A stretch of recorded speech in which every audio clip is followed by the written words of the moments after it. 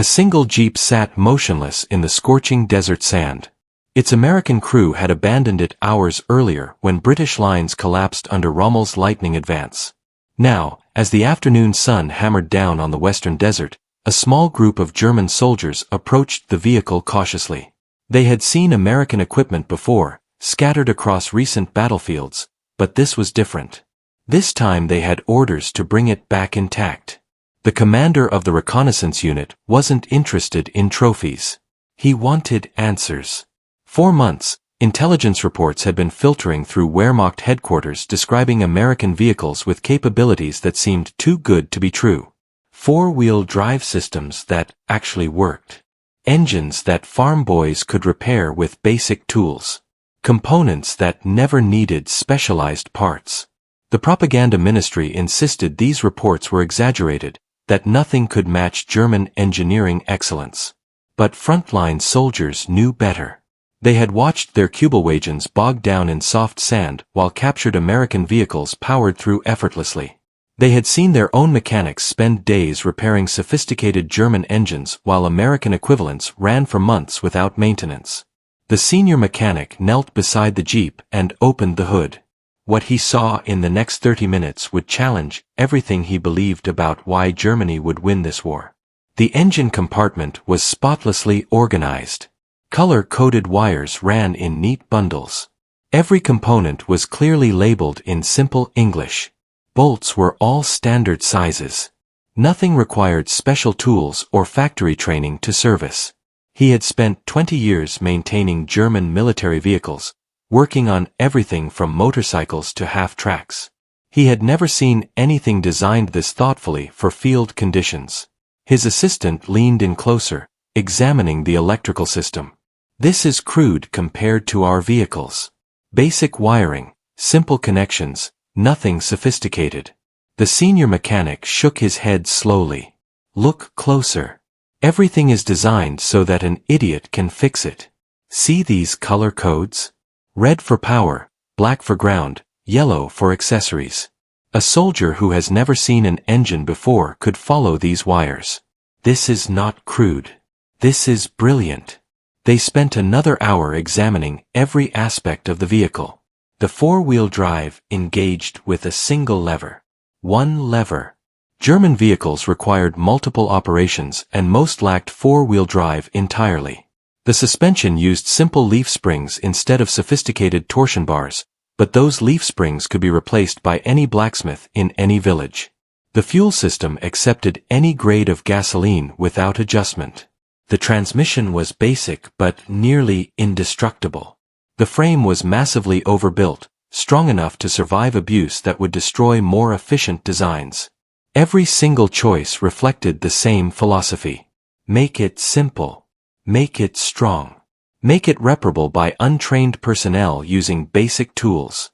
The Go Devil engine produced only 60 horsepower from its 134 cubic inches. German engines of similar size produced more power through sophisticated engineering. But that German sophistication required trained technicians, special tools, and factory precision parts. This American engine could be rebuilt by a mechanic with a high school education using a standard wrench set. The officer in charge grew impatient. Well, can we use it or should we destroy it? The senior mechanic chose his words carefully. Sir, this vehicle represents a completely different philosophy from ours. It is not better engineered than a Kübelwagen in terms of sophistication. But it is far better designed for actual war conditions. The officer frowned. Explain yourself. Our Kübelwagen is lighter, more fuel-efficient, and designed by Ferdinand Porsche himself. How can this crude American contraption be superior? The mechanic pointed at the transfer case. Our Kübelwagen has rear-wheel drive only. Excellent on roads, adequate in firm terrain, but useless in sand or mud. This Jeep powers all four wheels whenever the operator wants. Watch. He climbed into the driver's seat and started the engine, which caught immediately despite sitting abandoned in the desert heat. He engaged the four-wheel drive with one motion and drove the Jeep through a patch of soft sand that would have trapped any German vehicle. The Kübelwagen would be buried to its axles in that sand. This machine just drives through it. They loaded the Jeep onto a transport and brought it back to their forward base. Word spread quickly through the unit. Within hours, every mechanic and officer wanted to examine the captured American vehicle. What they discovered troubled them deeply. This was not the incompetent American engineering that German propaganda had promised. This was engineering focused ruthlessly on practical effectiveness rather than theoretical perfection. Over the next 3 days, mechanics conducted exhaustive tests. They drove the Jeep through every type of terrain North Africa offered. Soft sand, rocky hills, wadis filled with loose gravel. They loaded it far beyond its rated capacity. They ran it at high speeds across broken ground that would shatter most vehicles. They pushed it until they expected something to break. Nothing broke. The Jeep absorbed punishment that would have crippled a Kubelwagen. When they finally did manage to damage a spring mount through deliberate abuse, they discovered something even more alarming. The replacement part was identical to parts on every other Jeep they had captured. Everything was standardized. A bolt from one Jeep fit every other Jeep perfectly. Springs were interchangeable. Electrical components were identical across all vehicles. The Americans had designed a complete system where any part could replace any other part without modification. A supply officer who had worked in German automotive manufacturing before the war spent an afternoon studying the vehicle with increasing dismay. He finally gathered the unit's officers and senior NCOs to explain what he had realized. Gentlemen, this vehicle represents a fundamental difference in manufacturing philosophy that will determine the outcome of this war. We build vehicles to achieve engineering perfection. The Americans build them to be manufactured quickly by semi-skilled workers. In total war, manufacturing speed matters infinitely more than engineering elegance. He pointed at the engine block. This is cast iron, rough and heavy compared to our precision-machined blocks. The Americans sacrifice a small amount of performance and efficiency to gain enormous advantages in production speed. A factory worker with basic training can cast hundreds of these blocks per day. Machining our engines to proper tolerances requires skilled craftsmen working slowly. Now multiply that difference across every component in the vehicle. Multiply it again across millions of vehicles. The body panels were stamped steel, crude compared to German coach-built bodies, but producible by the thousands in converted refrigerator factories. The chassis was welded rather than using sophisticated joining techniques, but welding could be taught to inexperienced workers in weeks. Every design choice traded slight decreases in efficiency for massive gains in production speed. This is how America wages war. They have mobilized their entire economy. Every appliance manufacturer, every commercial vehicle plant, every machine shop has been converted to military production. They train workers in weeks rather than years. They produce adequate equipment in overwhelming quantities rather than perfect equipment in limited numbers. The officers sat in uncomfortable silence. What he described contradicted everything German military doctrine taught. Quality over quantity. Superior German engineering overcoming numerical disadvantages through technological excellence. Individual superiority compensating for material deficits. But the evidence sat before them. The Americans had designed this vehicle assuming it would be operated by poorly trained conscripts, maintained by mechanics with minimal experience, and abused beyond all reasonable limits. They had engineered it to survive and function anyway. That represented a sophistication of thought that German engineers had not considered. One young lieutenant finally spoke. If they can produce these in the quantities you suggest, how many are we facing? The supply officer had done the mathematics. Based on intelligence reports and captured documentation, American factories are producing military vehicles at a rate exceeding 5,000 per day. Total production across all types approaches 2 million vehicles per year. The number seemed impossible. The entire German military possessed perhaps 300,000 vehicles of all types, and most divisions still relied on horses for logistics. If the Americans were truly producing vehicles at that rate, they could replace the entire German vehicle inventory every 2 months. The unit kept the Jeep in service. Soldiers competed for opportunities to drive it because everyone recognized its superiority for desert operations. When parts wore out, they scavenged replacements from other captured jeeps with disturbing ease. Everything fit perfectly. Every component was identical. The Americans had created a logistical ecosystem where maintenance was almost foolproof. By early 1943, the Afrika Korps had captured dozens of jeeps. Informal networks developed among mechanics trading knowledge and parts. A functioning jeep commanded prices far exceeding its theoretical value because everyone wanted one. German vehicles were becoming increasingly difficult to maintain as supply lines stretched and spare parts grew scarce. American vehicles just kept running. Then came May 13, 1943. The Afrika Korps surrendered in Tunisia. Approximately 250,000 German and Italian soldiers became prisoners. For many, their education in American manufacturing capacity was just beginning. The journey to prison camps provided continuous object lessons in material abundance. American trucks transported thousands of prisoners in vehicle columns that would have required horses in the Wehrmacht. Liberty ships built in weeks rather than months carried prisoners across the Atlantic. At every stage, German soldiers witnessed logistical operations at scales that dwarfed anything their military had achieved. The prisoner processing center at Oran, Algeria, contained motor pools larger than anything most German soldiers had seen. Dozens of jeeps, hundreds of trucks, countless support vehicles. Young American soldiers barely out of their teens performed maintenance with casual competence. Tools were abundant and immediately available. Parts arrived without requisition delays. Every vehicle used identical components, allowing any mechanic to service any equipment without specialized knowledge. One German mechanic who spoke some English approached an American motor pool sergeant. The sergeant was friendly in the casual way American soldiers often were. "Yeah, I can show you around. Not like any of this is secret, and you sure can't steal it now." What followed was an afternoon of revelation. The American explained maintenance philosophy with complete honesty. "We design everything so any farm kid can fix it. Most of our mechanics never touched a vehicle before basic training, so we keep it stupid simple. Color-coded wires, standard bolts, everything labeled clearly. We have manuals written at 6th grade reading level with pictures for every step. The idea is that if something breaks, anybody can fix it without calling a specialist." The German mechanic examined a disassembled Jeep engine. Every component had clear markings. The maintenance manual contained detailed illustrations showing exactly how to service each part. A teenager with basic literacy could follow the instructions. "How many of these do you produce?" The sergeant shrugged.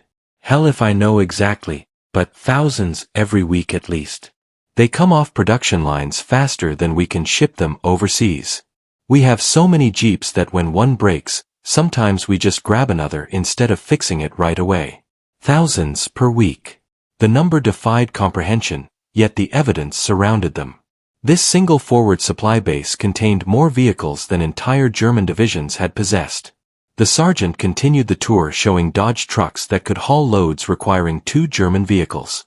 Half-track personnel carriers produced in quantities that made German equivalents seem rare. Tank transporters that moved armor without wearing out tracks. The thing is, we learned from the last war. We build everything with common parts. A bolt from a Jeep fits a truck fits a half-track. Same with electrical components, hydraulic systems, everything. Makes logistics dead simple. Instead of needing thousands of different specialized parts, we need maybe a few hundred types and we produce them by the millions. This was the fundamental insight German manufacturing had missed. Component commonality was not just about production efficiency. It created a logistical system where any part worked anywhere, any mechanic could service any vehicle, and the entire infrastructure reinforced itself. The journey to prison camps in America continued the education. At Norfolk, Virginia, prisoners watched as cranes loaded and unloaded cargo at speeds that would have required armies of laborers in Hamburg. Trains carried them across America in passenger coaches that would have been luxury in Germany. And everywhere were vehicles. Private automobiles filled parking lots outside factories. Trucks lined highways in convoys stretching for miles. Military vehicles sat in depot yards by the thousands waiting for shipment to combat zones. America had mobilized for war while maintaining a thriving civilian economy. Germany had stripped all civilian production to support the military and still could not match American output. At Camp Hearn, Texas, skilled German mechanics volunteered for the motor pool because prison camp commanders needed their expertise. For the next 2 years, former Wehrmacht mechanics worked alongside American soldiers maintaining the vehicles that kept the camp running. They observed American maintenance philosophy closely. German mechanics were trained to maintain vehicles to factory specifications using specialized tools and proper procedures. American mechanics were trained to keep things running by any means necessary. In peacetime conditions, German methods produced better results. In wartime chaos, American methods proved vastly more effective. The motor pool at Camp Hearn processed hundreds of vehicles monthly. Jeeps arrived for routine maintenance, received service in hours rather than days, and returned to duty. The efficiency came from parts abundance and component interchangeability. When something needed replacement, the parts room had dozens in stock. When a tool was required, the supply room provided it immediately. When a vehicle was beyond repair, another one appeared to replace it. One German mechanic befriended an American soldier who had worked for Ford before the war. The American proved remarkably open about discussing manufacturing. Before the war, I worked at Willow Run.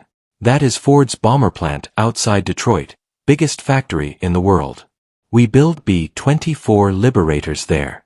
Started production in '42, and by the time I got drafted last year we were completing one bomber every single hour. Every hour, one complete 4-engine heavy bomber rolled off that assembly line. The mathematics seemed impossible. 24 bombers per day. Over 700 per month. From one factory. How is such production even possible? Mass production principles. Mr. Ford figured out how to break complex manufacturing into simple repeatable steps. You do not need skilled craftsmen if every worker does one simple task over and over. A kid straight from a farm can be trained in a week to install one type of bolt in one location. Do that with 1,000 workers and you get incredible output. This was the difference. German production relied on skilled craftsmen building quality products in moderate quantities. American production relied on semi-skilled workers building adequate products in overwhelming quantities. The American continued explaining. Same thing with Jeeps.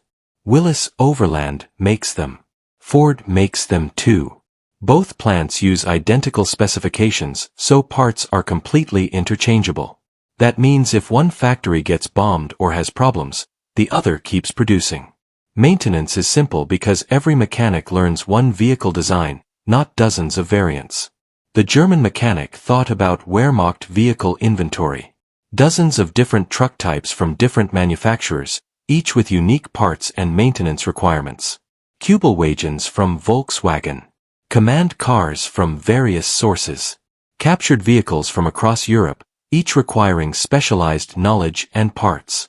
German logistics were nightmares of incompatible systems. American logistics were streamlined through standardization. The real genius is that they designed for manufacturing from the start. When they created requirements for the Jeep back in 1940, they gave companies just 75 days to produce a prototype. American Bantam did it in 49 days. Then Willis and Ford refined the design for mass production. Everything had to be simple to manufacture, simple to maintain, simple to repair.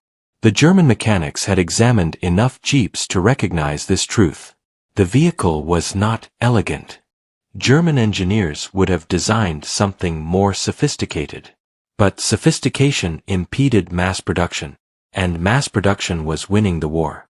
By summer 1944, prisoners heard rumors of Operation Overlord, the Allied invasion of Normandy. When news arrived of the successful landings, most felt no surprise. The Allies had manufacturing capacity to build an invasion fleet that would have taken Germany years to assemble. News filtered into camps through American newspapers and radio broadcasts.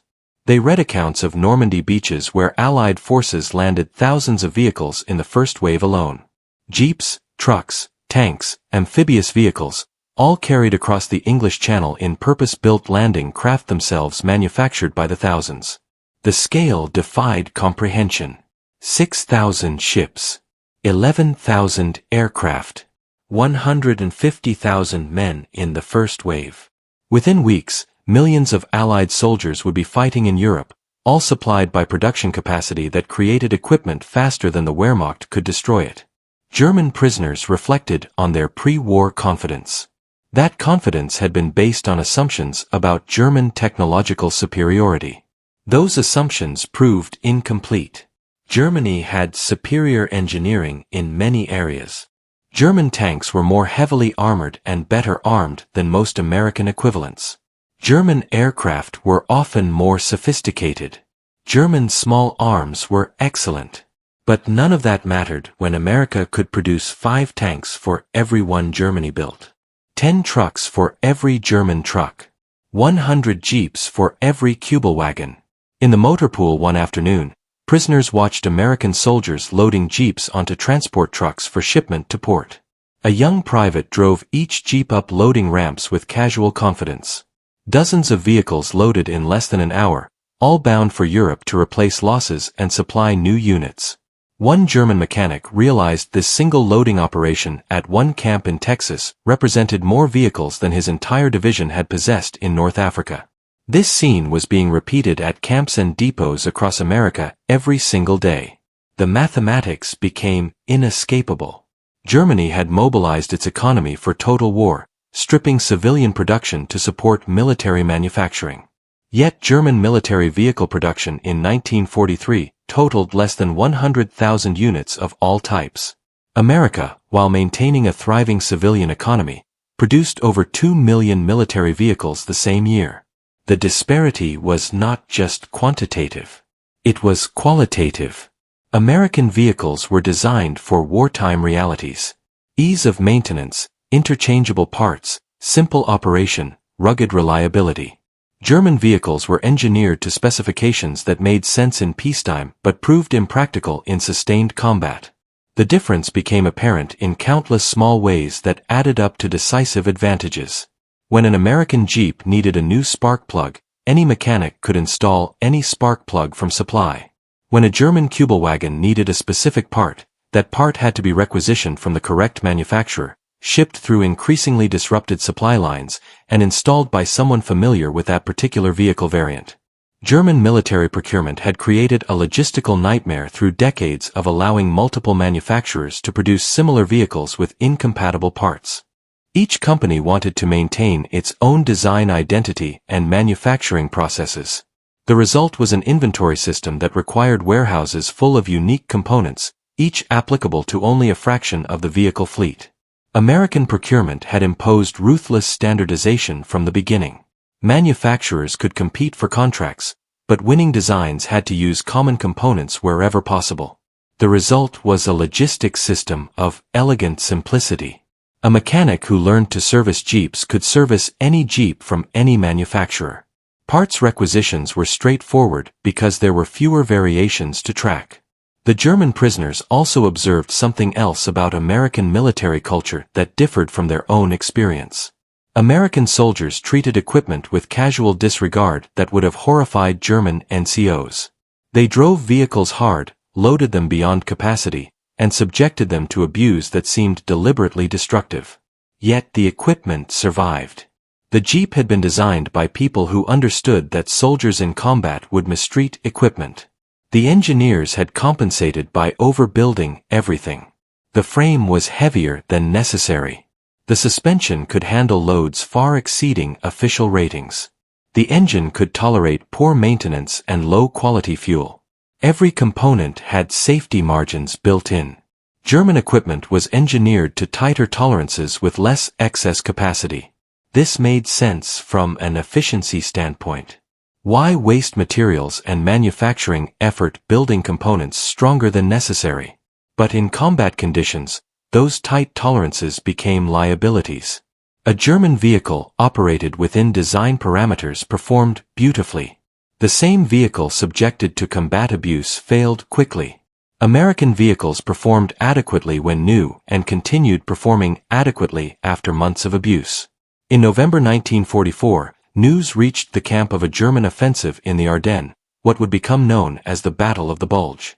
Hitler's last gamble in the West. The offensive relied heavily on capturing American fuel supplies because Germany no longer had sufficient fuel to sustain armored operations. More troubling were reports of Operation Greif, Otto Skorzeny's commando operation using captured American equipment. German soldiers had been equipped with captured jeeps, American uniforms, and fake identification, tasked with infiltrating Allied lines to cause confusion and capture bridges. The fact that Germany's most elite commandos were being equipped with captured American vehicles rather than German equipment spoke volumes about the relative quality and reliability of the two nations' products. If even Skorzeny's hand-picked men preferred American jeeps to German Kübelwagens, that represented the clearest possible admission of which vehicle was superior for military operations. The operation failed.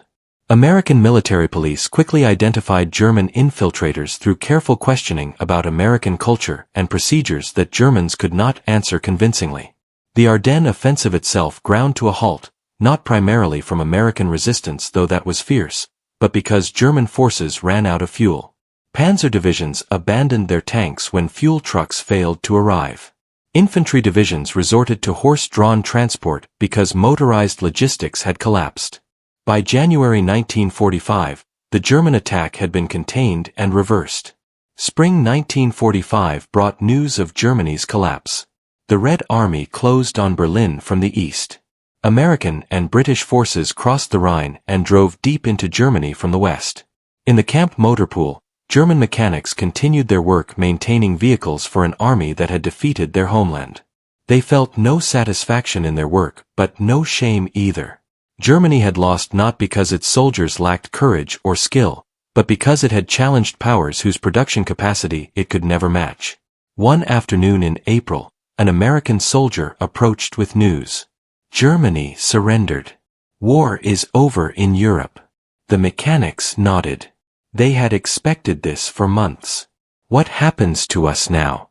You will go home eventually. Probably not immediately. Lots of logistics to work out, but you will go home. One mechanic considered this.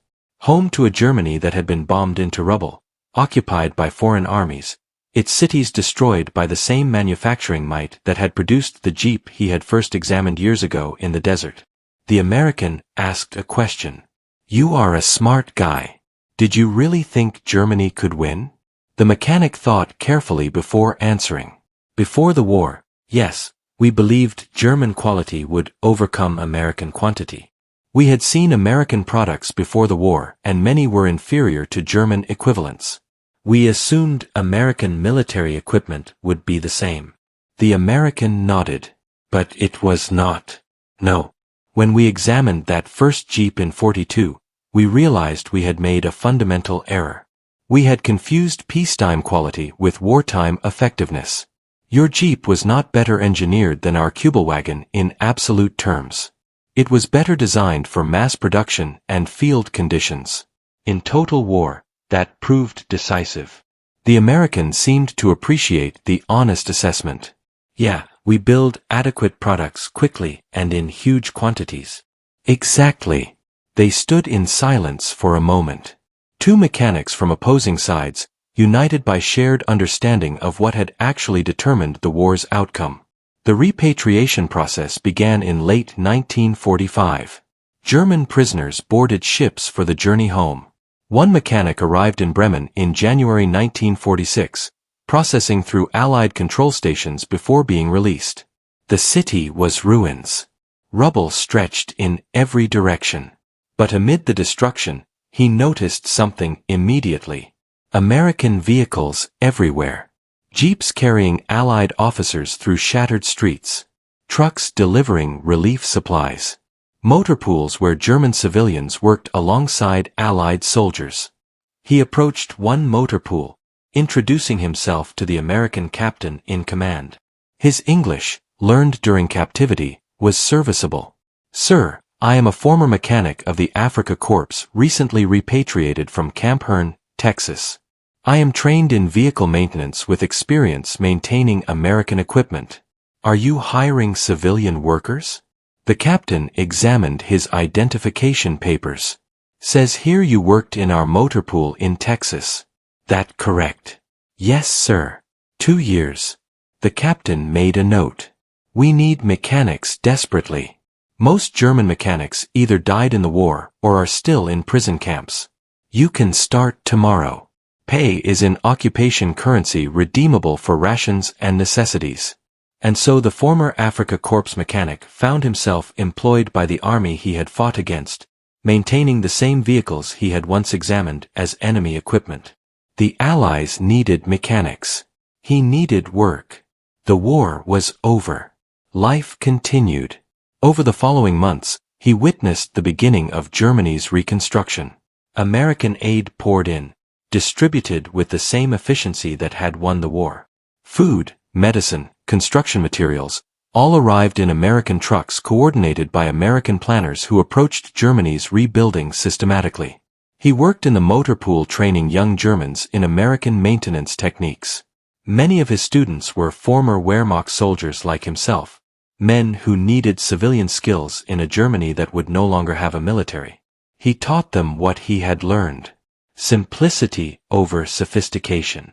Functionality over perfection. Results over theory. These were lessons learned from American vehicles, applicable to rebuilding German manufacturing. The young men who came to learn were hungry for knowledge. They had grown up in Nazi Germany, indoctrinated with beliefs about German superiority. The war had shattered those beliefs. Now they needed practical skills to survive in a defeated nation. He taught them how to diagnose problems methodically, how to use common tools effectively, how to improvise repairs when proper parts were unavailable, how to maintain equipment to keep it running rather than pursuing perfect restoration. These were skills American mechanics had taught him, and he passed them forward to a new generation. By 1947, he had been promoted to supervisor of the motor pool's German civilian staff. The American captain who commanded the facility treated him with respect, valuing his experience and organizational skills. One evening, the captain invited him to share a drink in his office. I have been thinking about something. You have worked with both German and American vehicles extensively. If you were designing a vehicle for the new Germany, what would it look like? He considered carefully. I would adapt the American approach for European conditions. Smaller than a Jeep, more fuel efficient, but maintaining the same philosophy. Common parts, simple maintenance, designed for manufacturing rather than engineering perfection. Europe has narrow roads and limited fuel, but we need the reliability of American design thinking. The captain nodded thoughtfully. That is smart. Marshall Plan money will rebuild German manufacturing, and German engineers are already studying American methods. The future is American-style mass production adapted for local conditions. This proved remarkably prophetic. In the decades that followed, West German manufacturing adopted American production philosophy while maintaining German attention to quality. The result was an economic renaissance that transformed Germany from devastated nation into economic powerhouse. Companies like Volkswagen, which had produced the Kübelwagen during the war, evolved into global automotive giants by combining German engineering precision with American mass production techniques. The Volkswagen Beetle, which became one of history's best-selling automobiles, embodied this synthesis. It was simple, reliable, manufacturable in huge quantities, and affordable for average families. The Beetle succeeded because it rejected the pre-war German emphasis on engineering sophistication in favor of pragmatic simplicity. It used an air-cooled engine that was less efficient than water-cooled alternatives but more reliable and easier to maintain. It used simple mechanical systems that any mechanic could service. It was designed from the beginning for mass production using standardized components. Former Wehrmacht mechanics who had worked in American prison camp motor pools returned to Germany with knowledge that proved invaluable. They understood component standardization. They had witnessed efficient parts distribution systems. They had seen how simplified maintenance procedures increased vehicle availability. They had observed how designing for manufacturability rather than perfection enabled mass production. These insights, gained through years of maintaining American equipment, influenced German automotive design for decades. The German manufacturers that emerged from the ruins did not try to recreate pre-war approaches. Instead, they synthesized German precision with American production efficiency. Engineers who had examined captured American equipment during the war now applied those lessons to civilian products. They designed vehicles with common components across model lines. They created maintenance procedures that dealership mechanics could perform with standard tools. They built manufacturing processes around mass production rather than craft construction. By the early 1950s, this hybrid approach was producing impressive results. Volkswagen production ramped up from thousands of vehicles annually to hundreds of thousands. Mercedes-Benz adapted assembly line techniques while maintaining quality standards. BMW restructured its manufacturing to emphasize component commonality across model lines. The economic miracle of the 1950s and 60s owed much to these changes. West Germany became an export powerhouse, selling vehicles globally that combined reliability with affordability. The synthesis of German and American approaches created products that neither nation's pre-war philosophy could have produced alone. German engineering provided attention to detail and quality control. American manufacturing philosophy provided standardization and production efficiency. Together they created vehicles that were both well-made and affordable. United States Army historian Hugh Cole, who interviewed Wehrmacht generals after their surrender, documented their perspective on American equipment. Cole reported that German military leaders admired the Jeep more than anything else in the formidable American arsenal. Not the B-17 bombers. Not the Sherman tanks. Not the artillery. The simple Jeep, because it represented the manufacturing philosophy that had actually won the war. When asked to explain this assessment, German generals pointed to what the Jeep revealed about American industrial capacity. The bombers and tanks were impressive weapons, but they were weapons. The Jeep was a symbol of systemic superiority. It demonstrated that America could produce adequate equipment in quantities that overwhelmed German quality. General George Marshall himself called the Jeep America's greatest contribution to modern warfare. This was not hyperbole. The Jeep embodied principles that transformed not just military logistics but post-war global manufacturing.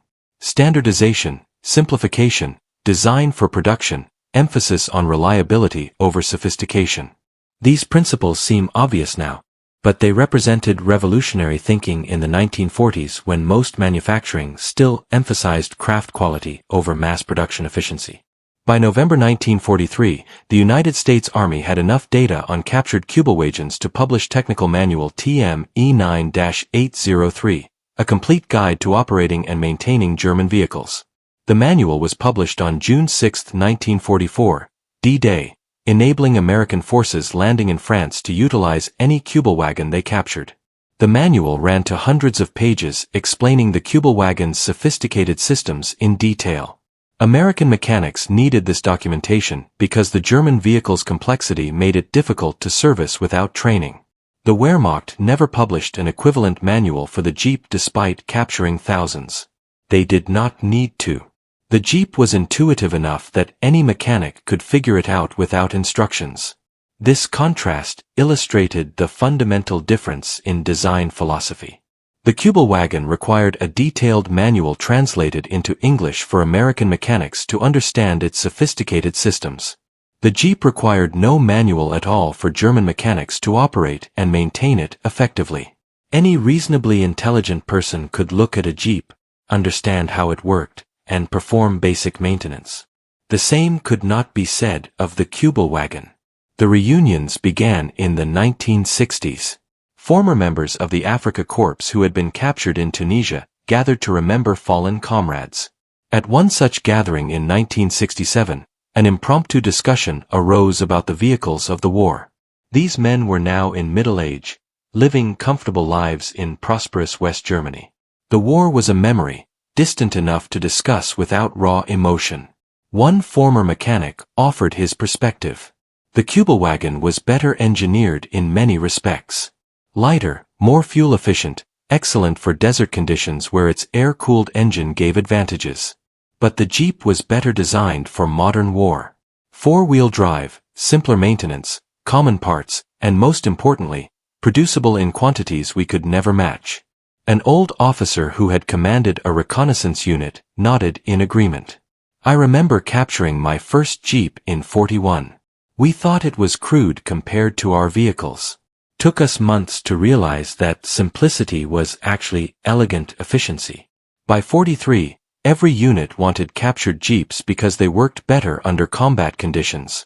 The Kübelwagen was a gentleman's vehicle. The Jeep was a soldier's vehicle. There is a difference. Another veteran added his observation. The worst moment for me was realizing that America was producing more Jeeps in a week than Germany produced Kübelwagens in a year. That is when I knew we would lose, not from any particular battle, but from simple mathematics. They could replace losses faster than we could inflict them. This was the consensus that emerged from such discussions. German soldiers had tremendous respect for the Kübelwagen as a vehicle. But they recognized that the Jeep and what it represented about American production capacity had been decisive. Not through combat effectiveness alone, though it was effective. Through what it revealed about the disparity in manufacturing capability between the combatants. The Wehrmacht's logistical situation had been dire throughout the war. By 1943, approximately 80% of German divisions relied on horse-drawn transport. The German army entered World War II with 514,000 horses and would eventually employ 2.75 million horses and mules during the war, with approximately 1.1 million horses in service at any given time. Over 2 million of these animals died during the conflict. In contrast, American divisions were completely motorized. Every American unit relied on trucks, not horses, for logistics. This created operational advantages that Wehrmacht commanders envied deeply. American supply columns could move hundreds of kilometers in a day. German supply columns limited by the walking speed of horses averaged perhaps 30 kilometers daily in good conditions. When Wehrmacht generals examined the reasons for their defeat, they consistently pointed to material disparity rather than tactical or strategic failures. German soldiers fought with skill and courage. German officers made reasonable tactical decisions. But German industry could not produce enough equipment to sustain operations against enemies with overwhelming material superiority.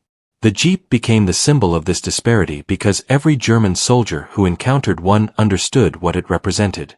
Here was a vehicle so abundant that Americans treated it as disposable, so reliable that it required minimal maintenance, so simple that any soldier could operate and repair it, so effective that German units preferentially used captured Jeeps over their own vehicles whenever possible. In 1976, the United States Army began replacing the Jeep with the HMMWV, the Humvee. The Jeep had served for 35 years, an extraordinary lifespan for any military vehicle. Many remained in service with reserve units and Allied militaries for decades more. That same year, Volkswagen celebrated the 1 millionth VW Golf produced. The Golf, like the Beetle before it, embodied lessons from both German and American approaches. Precision engineering combined with mass production efficiency, the synthesis that had rebuilt Germany. By the 1980s, West Germany had become one of the world's leading economies. German automotive companies exported millions of vehicles annually. German manufacturing was synonymous with quality and reliability, but that quality was now paired with efficient production methods owing much to American influence. The final Afrika Korps reunion took place in 1998. Fewer than 24 veterans attended, all in their 70s or 80s. Survivors of a conflict that had ended more than half a century earlier. During the reunion, someone mentioned that a local museum had acquired a restored Willys MB Jeep. Most wanted to visit. They stood around the vehicle, these elderly men who had once been young soldiers in Africa, examining it with the eyes of mechanics and warriors who had come to respect it deeply. One veteran reached out to touch the hood, his arthritic fingers tracing the familiar lines. I captured one of these in '42. Used it for 3 months before I got wounded. Best vehicle I ever drove. Better than anything we had. Another nodded slowly. I examined one in Tunisia just before we surrendered. Could not believe how simple the design was. Realized then that we had been approaching vehicle design all wrong. Too complicated. Too difficult to produce and maintain. A third veteran added quietly. They made over 600,000 of them. We made 50,000 Kubelwagens. That ratio told you everything about why the war ended the way it did. They stood in silence for a moment. The jeep sat before them, a museum piece now, its war long over. But for these veterans it represented something more than a historical artifact. It was a symbol of the production capacity that had defeated them, the functional engineering that had proven effective, the abundance that had overwhelmed scarcity. We never had vehicles like this, one finally said. Not in the numbers, not with the reliability, not designed with the same philosophy. We built for perfection. They built for production. In the end, production won. This was the lesson that Wehrmacht mechanics had absorbed examining captured jeeps in the deserts of North Africa, in the mountains of Italy, in the fields of France. It was a lesson that shaped post-war Germany and influenced global manufacturing development. The jeep had been more than a vehicle. It had been an education in what mattered in modern industrial warfare. Wehrmacht mechanics, humbled by defeat, had proven to be excellent students. They studied not just how to maintain American equipment, but why that equipment had been designed as it was, and what those design choices revealed about the manufacturing philosophy that had won the war. That knowledge, painful in its acquisition, became the foundation for Germany's reconstruction and eventual prosperity. The defeat taught humility. American equipment taught functional engineering. The combination produced a new German philosophy that served the nation far better than pre-war hubris ever had. The story of Wehrmacht mechanics and the jeep is a story of learning through defeat. Pride had told them that German engineering was superior, that quality would triumph over quantity, that sophistication would overcome simplicity. Reality taught them otherwise. American vehicles were not better engineered than German equivalents in most technical specifications, but they were better designed for modern warfare's realities. Producible in massive quantities, maintainable by minimally trained personnel, built with common interchangeable parts, reliable under abuse. This functionality multiplied by American manufacturing capacity created overwhelming material superiority that no amount of German skill or courage could overcome. The Wehrmacht had excellent soldiers, capable officers, and sophisticated equipment. But it lacked the foundation necessary to sustain total war against enemies who could produce equipment faster than Germany could destroy it. The mechanics who maintained both German and American vehicles understood this through direct experience. They had seen both systems operate under combat conditions. They had worked with vehicles designed according to different philosophies. They knew which approach worked better when reality replaced theory. That knowledge informed their work rebuilding Germany. When they trained young mechanics, they emphasized lessons learned the hard way. When they consulted on manufacturing processes, they advocated for standardization and simplification. When they designed new products, they prioritized manufacturability and reliability over theoretical perfection. The engineers who rebuilt German automotive and machinery sectors had studied captured American equipment, worked in prison camp motor pools, and observed American manufacturing methods firsthand. They created a hybrid approach. German precision combined with American production efficiency. That hybrid proved extraordinarily successful over the following decades. By the 1970s, West Germany had become a leading exporter of manufactured goods. The economic success validated lessons learned from defeat.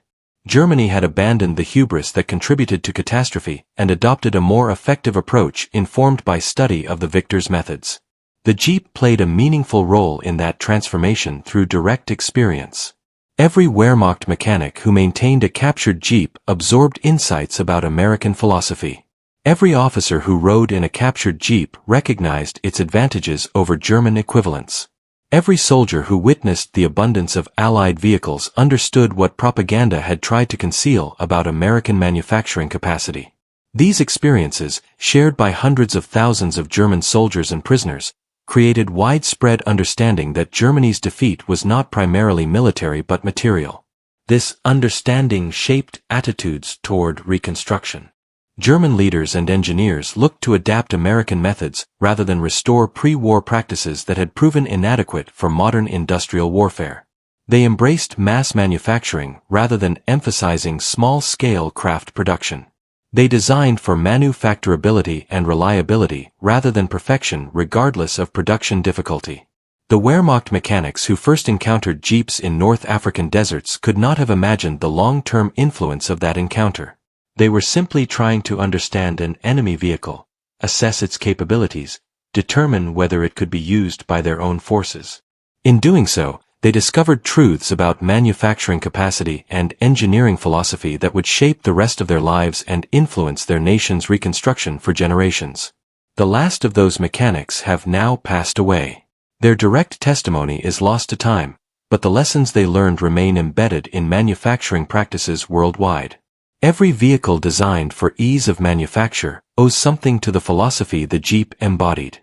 Every standardized part reflects American influence on global manufacturing standards. Every emphasis on reliability over sophistication echoes lessons from motor pools where Wehrmacht mechanics maintained captured American equipment and learned why they had lost. This is the Jeep's true legacy beyond its military service. It was a teacher of principles that transformed manufacturing philosophy globally.